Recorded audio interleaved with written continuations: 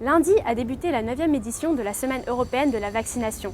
L'occasion pour les Français de se mettre à jour pour préparer au mieux un voyage à l'étranger ou éviter toute mauvaise surprise.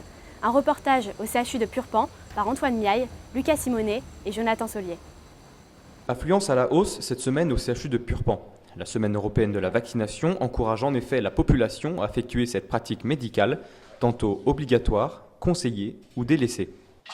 Ça va ? Oui, ça va. Je pense que c'est important de se mettre à jour régulièrement pour les vaccins.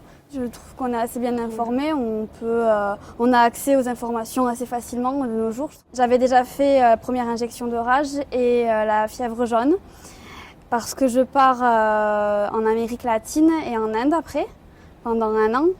Donc c'est pour ça que je dois faire tous ces vaccins. Il faudra penser à un rappel entre 1 et 3 ans. D'accord. Mis en place par l'Organisation mondiale de la santé, cet événement vise à sensibiliser et à informer sur les réalités de la vaccination qui souffrent encore d'une certaine méconnaissance. Finalement, c'est le revers de la médaille.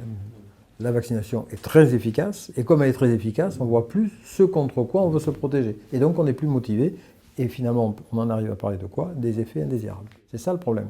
Donc on peut faire tout un tas de promotions, de promotion concernant la vaccination, de programmes d'éducation à la santé.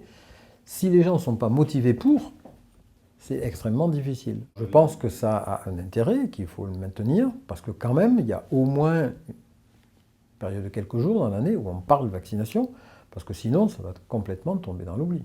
Des enfants aux seniors, en passant par les grands voyageurs, nous sommes tous concernés par la vaccination, même si tout le monde ne l'a pas dans le sang.